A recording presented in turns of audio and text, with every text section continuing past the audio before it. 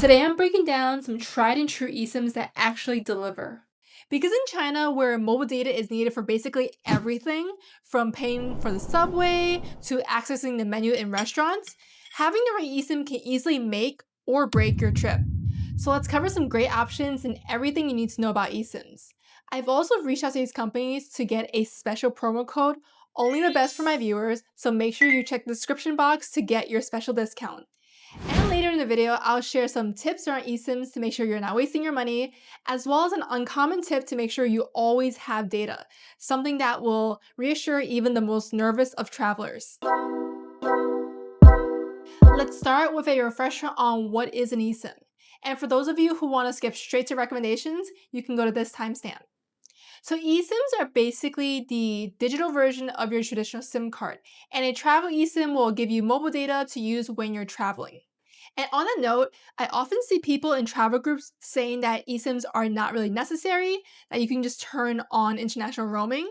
And while it's totally fine if your carrier happens to offer a daily or a monthly data plan for a fixed price, unfortunately, not every carrier offers this. And even for the ones that do, often from what I've seen is that the rates are much higher than what you would pay for an eSIM. So I would still shop around and see what's your best option. So eSIMs are much more convenient than their physical counterparts because now you no longer have to worry about hunting down that SIM vending machine or that SIM booth, hoping and praying it doesn't overcharge you for these SIM cards. And then you have to fumble the little card slot, switching in a new SIM card, and then pray that you don't lose your original SIM card when it's time to go home. With eSIMs, you can purchase it in about 2 minutes online, take another 2 minutes to set up on your phone, activate it right before you get on the plane, and then you'll have data as soon as you land. It's pretty great, honestly. eSIMs are also really convenient in the context of China travel if you want to stay connected to your apps like Google, Facebook, Netflix, YouTube, as the local SIM cards and the Wi-Fi won't be able to access these sites without an additional VPN. Now, before we dive into the recommendations, you need to quickly check two things. First, make sure that your phone is unlocked. If your phone is locked to your carrier, it will only work with that company's SIM cards, and it won't accept a foreign eSIM. You can check this by going into your settings and looking for something along the lines of carrier lock, and it should say no SIM restrictions. Or you could give your cellular company a quick call to check. Next, you'll want to make sure that your phone supports eSIMs. Most phones from the past 5 or so years should support them, but you can double check by dialing star #06 hashtag, and that will pull up your device info. If you see a section that says EID, then your phone is eSIM compatible. Hopefully your phone passes both checks and you're good to proceed. Now, before we continue, please take a second to tap the like button and consider subscribing if you're finding this helpful so far. My goal is to make China travel easy through this channel, and I appreciate your support. Alright, we're finally ready to jump into the part you're all waiting for, the eSIM recommendations. These are in no particular order since they're all very highly rated and all work well. First up, we have Airlo, a cost-effective eSIM with reliable and fast data that's especially great if you're visiting multiple destinations. A lot of you have mentioned that along with China, you're planning to stop in places nearby like Japan, Korea, Taiwan, and so forth. That's exactly what I do, and it used to be such a headache to have to manage the data across all these different places. I would have to either buy a new SIM card at each place or juggle multiple eSIM plans and then have to remember to turn off the old plan, activate the new plan in each place. It was just a lot. And this is where Airlo really shines. They have regional packages all around the world, and their Asia package covers China plus 17 other countries, all under one plan. I've purchased this plan so many times now, including for a trip 2 years ago where I went to 7 different destinations, and it couldn't have been easier. I set up the plan ahead of time, I activated it at the airport, and then that was it. I had data in all 7 places. Honestly, so easy, and if you do have any issues, their team is super nice and responsive, which is always helpful.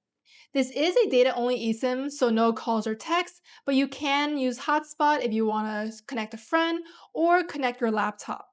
And the price is very fair too, especially with the 10% discount that Airlo has kindly shared for my viewers when you use the link and the code in the description. That means you can get a 5 GB plan to use across 18 countries for a month for only $18. And if you don't need that much data or you're not staying for that long, then there are even cheaper plans as well. There's also this global option covering 100 plus countries for you Globetrotters, so make sure to check that out. And if you want a step-by-step guide on how to set up an eSIM like Airlo so you can have data the moment you land in China, let me know in the comments and I can work on putting that together. Up next, we have MobiMatter, which is actually an eSIM marketplace, and it gives you access to multiple carrier options and data plans, making it very easy to select exactly what fits your usage needs and budget. What I really like about MobiMatter is the fact that they're very upfront with their details for the SIM. So for example, it'll tell you what kind of speed you can expect, where your data will be routed, if you can hotspot, if you can top up data, the kind of information that's not often shared upfront. These rates are also just insane. Look at this option where it offers 20 gigabytes for only $14. So if you're looking for a no-frills eSIM with extremely good rates, then this is definitely one you should consider. And make sure to use the link and the code in the description to get additional cashback.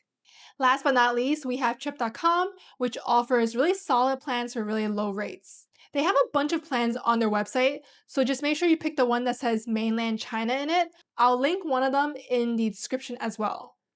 And if you prefer for your data to reset on a daily basis, they have some options for that too. Like MobiMatter, if you're looking for something that's simple and inexpensive that just works, then this is great. So these are a couple of great eSIM options for you to consider. There are a ton of others, but these are my personal picks lately. Now let's move on to talk about some must-know eSIM tips to make sure you have a smooth experience. My first tip is to make sure you buy your eSIM and set it up before your trip. This is because you need to set up the eSIM on a stable internet connection, and that's much easier to do in your home country than banking on the airport Wi-Fi at your destination. But don't buy your eSIM too early either, as most companies will require you to use it within 2 to 3 months. So if your trip is many months away, I will wait until you're a little bit closer within the 2-month range and then buy it then. After I purchase the eSIM, I usually try to add it to my phone immediately. So this usually involves scanning a QR code that gets sent to my email after purchase. But don't hit activate. That's really important because once you activate, your plan actually starts. I usually wait until I'm about to board the plane. It's usually the last thing I do is to activate the eSIM, and that way I'll have data the moment I land. Speaking of landing, once you arrive at your destination, remember to turn off your primary SIM to avoid roaming charges, and then you'll enable data roaming on your new eSIM, select it for the data, and then it should automatically connect you to the best local network. I also recommend downloading the apps for the companies I mentioned earlier, which will make it very easy for you to manage your data, see how much you use so far, and to add more if needed. By the way, for more must-know China travel tips, make sure to check out my website for a free China Essentials Guide. It's a great cheat sheet of things to ensure you're ready for your upcoming trip, free for a limited time, so make sure to grab yours soon. You now know some of the best eSIM options for China, and if you're conflicted about which one to get since they're all so good, you can actually get multiple since they're all digital, and some phones will even allow you to have 2 active eSIMs at once.